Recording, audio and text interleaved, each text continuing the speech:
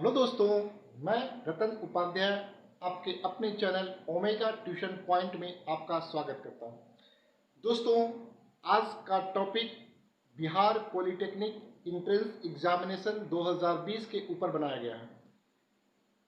ठीक है, तो आपको पता होगा कि Bihar entrance polytechnic entrance examination जो होता है वो 90 मार्क्स का होता है, जो कि फिजिक्स, केमिस्ट्री और मैथ्स में डिवाइड होता है।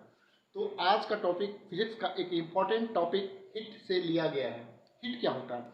हिट हिट को हिंदी में ऊष्मा कहते हैं। हिट को ऊष्मा कहा जाता है। ऊष्मा क्या होता है?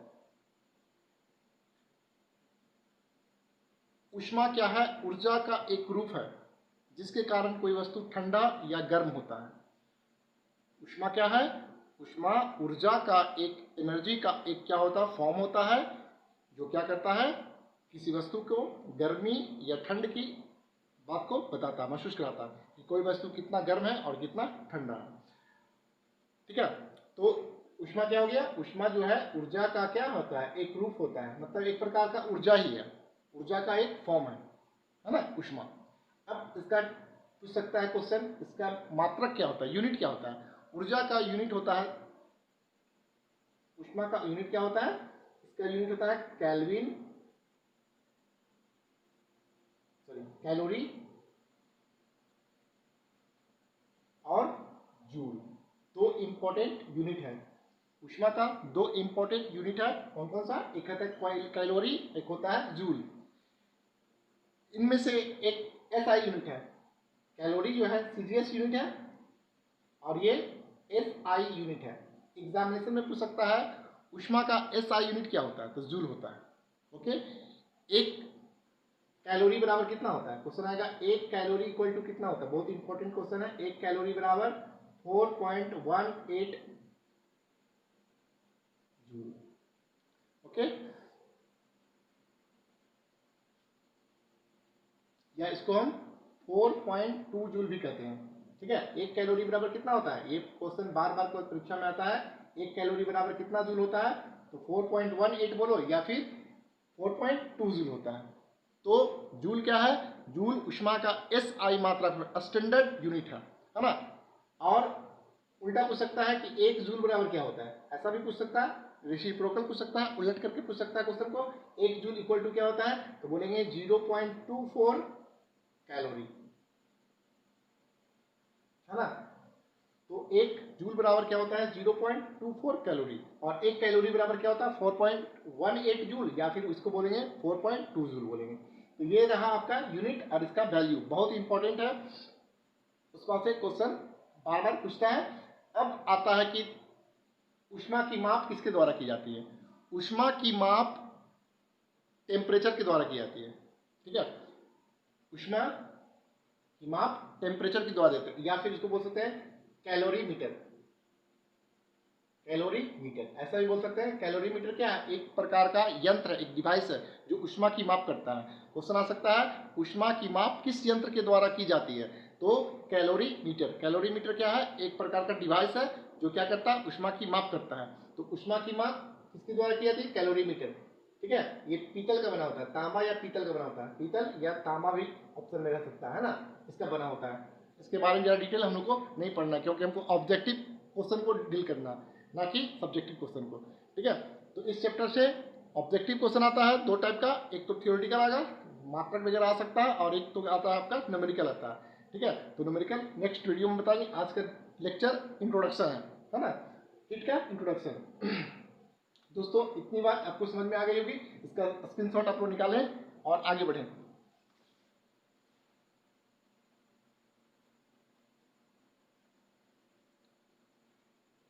अब आते हैं ताप, इसको बताते हैं ताप।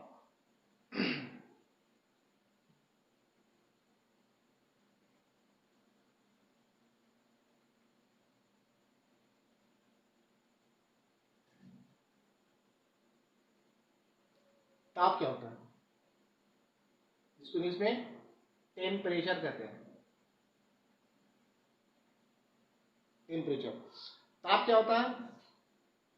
किसी पदार्थ की उष्णता की माप टेम्परेचर कहलाता है। किसी पदार्थ की उष्णता की कोटि को या माप को, मतलब कि उष्णता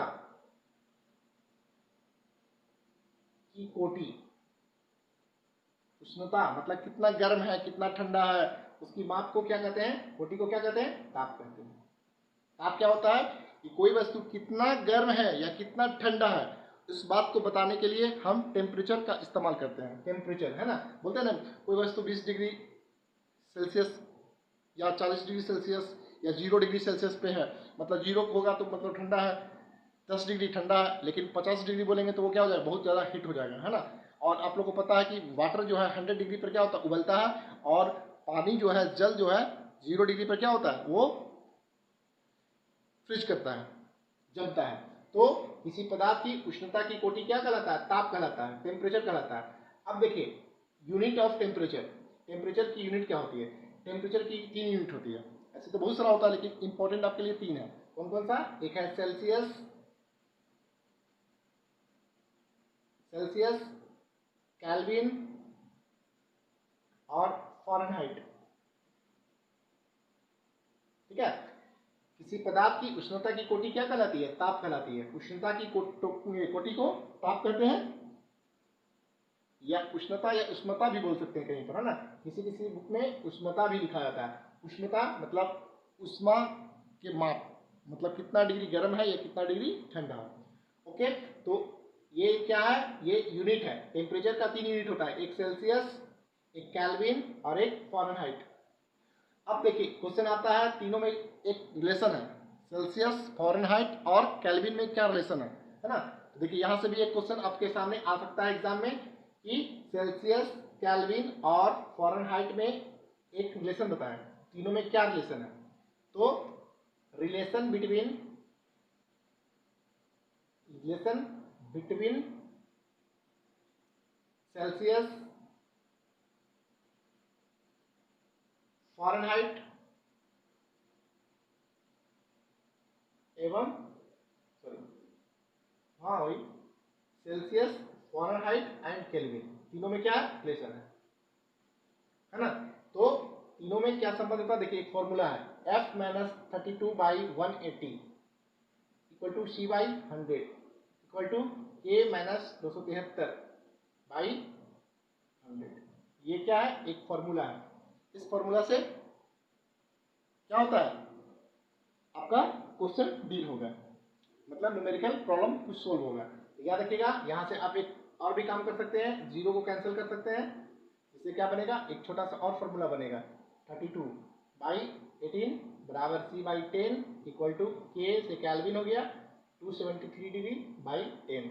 ये भी बना सकते हैं, और एक काम और कर सकते हैं, और हाफ कर दो इसको, आधा आधा आधा कर दिए, सबको हाफ कर दिए। एक फॉर्मूला ऐसा भी बना सकते हैं आप लोग, 9 छोटा सा K माइनस 273/5, ये एक रिलेशन बना।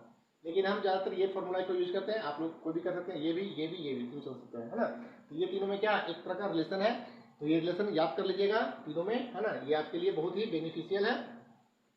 देखिए स्टार्टिंग में यदि कुछ नहीं कीजिएगा तो ये होता है, ये बेसिक फॉर्मूला है, इसी को काट छाट के आपको यहाँ तक पहुँच जाना है ना। ठीक है, ओके, इसका स्क्रीनशॉट ले लें और आगे टॉपिक को बढ़ाते हैं।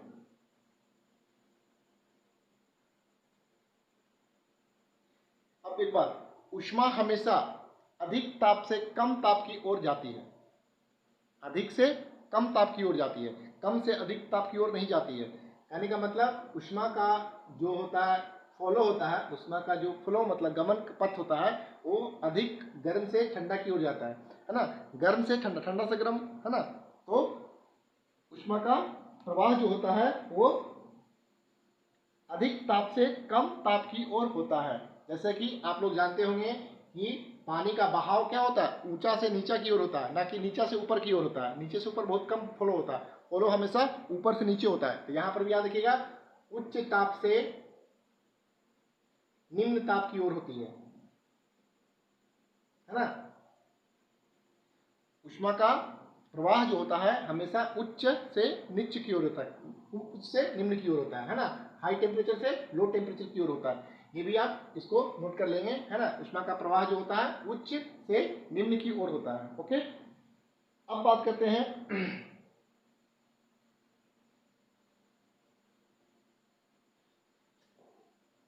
इसको मिटाएं, स्क्रीनशॉट आप लोग ले लें या वीडियो को पॉज कर लें।